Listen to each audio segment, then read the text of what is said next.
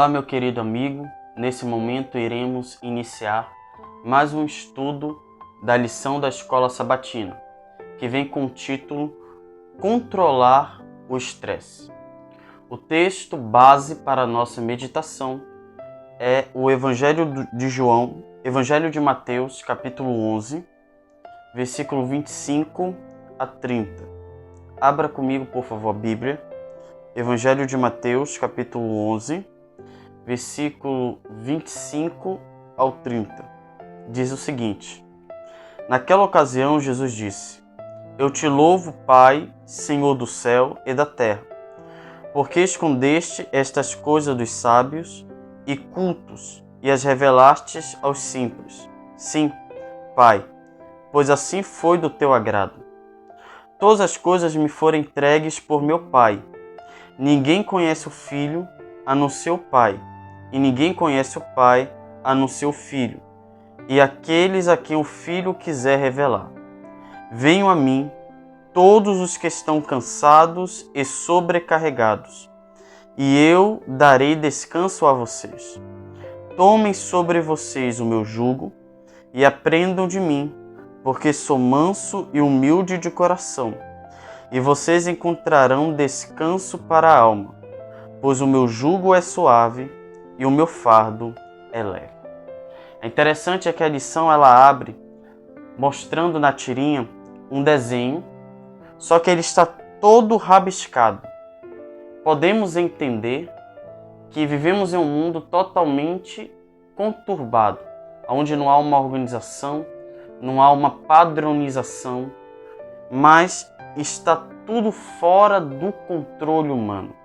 Entendendo isso, nós podemos compreender as palavras de Cristo, porque as palavras de Cristo se direcionam a um grupo de pessoas que não têm poder ou perderam a tranquilidade, perderam o controle em algumas situações.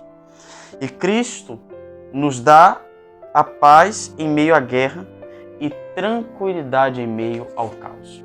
Mas é interessante que nós vivemos em um mundo onde está nos pressionando demais. Pressão.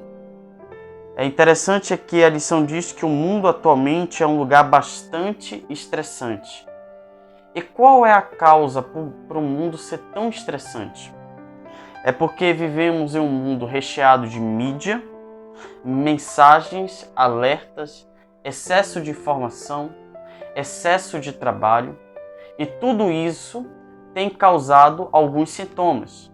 Entre esses sintomas, falta de sono, e isto causa altos níveis de cortisol e um desequilíbrio de outros hormônios, como estrogênio, progesterona, serotonina e hormônios da tireoide. Também podemos perceber um desequilíbrio emocional que acaba afetando a mente. Também podemos perceber dores de cabeça intensas, problemas digestivos e até mesmo problemas cardíacos. Isso são alguns sintomas que dá em uma pessoa quando ela vive diante desse contexto estressante. Mas por incrível que pareça, há um tipo de estresse que é uma resposta positiva. É o que é chamado de eustresse.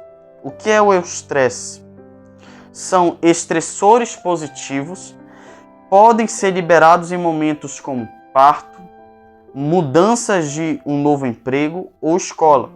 Situações de alta pressão podem nos ensinar certas lições e nos levar a fazer melhorias, como organizar melhor, o que vamos fazer ou responder sabiamente em circunstâncias difíceis ou perigosas. Então o eustresse nada mais é do que algo que acaba se revelando nesses momentos de tensão, que isto acaba nos levando a refletir e a organizar para saber lidar sabiamente com circunstâncias difíceis ou totalmente perigosas. Em ambos os casos, mesmo sendo algo positivo ou negativo, podemos perceber o convite de Cristo para que venhamos até Ele para recebermos o consolo, para recebermos alívio, descanso à nossa alma. E aí nós só podemos encontrar este descanso em Cristo. E podemos perceber que este descanso que é proposto em Mateus 11, 28, nada mais é do que um convite que requer uma resposta. A pergunta é: que resposta eu e você temos dado diante deste convite? É interessante que Jesus disse: venham a mim, todos. Mas qual é a condição destes que são chamados? Cansados, sobrecarregados. E qual é o resultado? Descanso. Mas é interessante que Jesus ele não tira um fardo para deixar a pessoa sem nada. A Bíblia diz que ele tira o fardo pesado e Deus coloca sobre nós um jugo. É interessante que a palavra jugo no grego é zugos, que se refere a uma canga de madeira que une dois animais para que eles possam combinar forças e assim puxar uma carga que seria demais para um deles sozinho. Então, o que jugo é este, ou zugo no grego? Eu compartilhar com Cristo os meus fardos. Neste contexto em que Jesus ele propõe este jugo, é o quê? No contexto de Cristo, o que significava tomar um jugo? Significava que alguém ele tomava uns ensinamentos de certa pessoa para si. Naquele contexto, eram pessoas que tornavam uma pessoa, um seu rabino, o seu professor, o seu mentor, e os ensinamentos que aquela pessoa passava, ele não apenas obtinha este pensamento, mas ele aplicava no seu dia a dia. Em outras palavras, o que é tomar o jugo? É eu tornar Cristo o meu mentor, o meu professor. A pergunta é: que jugo você tem sobre os seus ombros? Que tipo de jugo? Porque há dois tipos de jugo. Há o jugo de Cristo e há um outro jugo. Se o jugo aqui na Bíblia significa ensinamentos, a pergunta é: que tipo de ensinamento ou instrução que tem tornado você uma pessoa cansada, fadigada, estressada?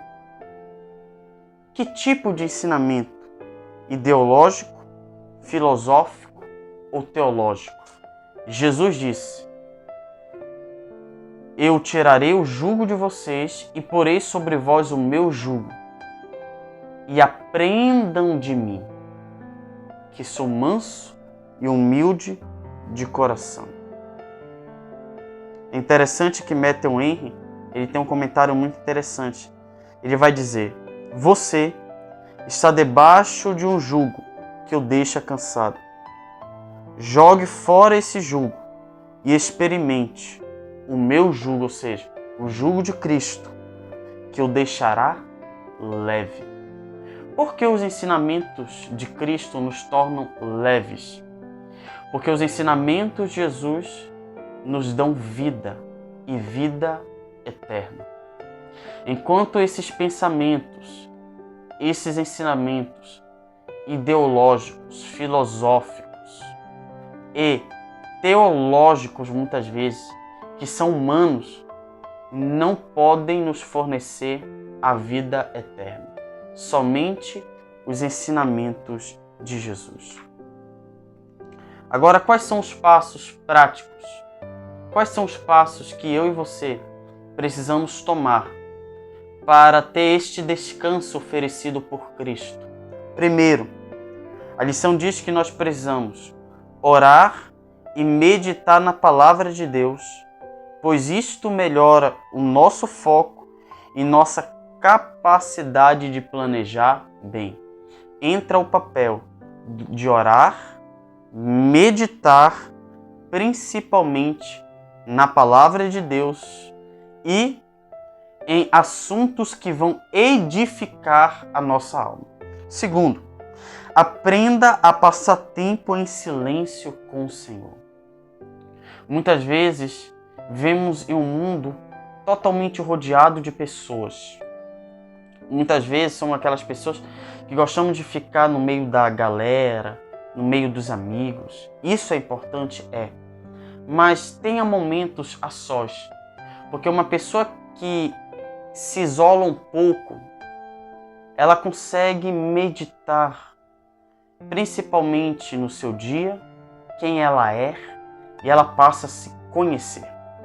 Terceiro, diga sim apenas aquilo que está em harmonia com os princípios bíblicos e que você sabe que pode realizar de forma realista. Colocar em prática os ensinamentos da palavra de Deus. Eu quero encerrar lendo o comentário da serva do Senhor. Ela diz o seguinte: ao recebermos a unção divina, aprenderemos a lição da mansidão e da humildade, que sempre traz calma ao coração. Vamos orar?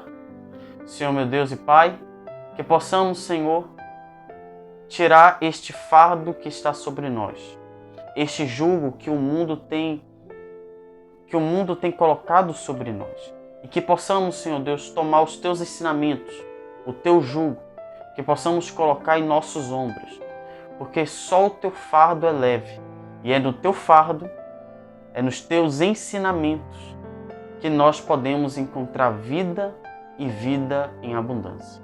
Esteja comigo, esteja com esse meu amigo que escuta a lição, que ouve a lição. Nos dê entendimento, nos dê sabedoria, em nome de Jesus. Amém. Amém. Que Deus te abençoe.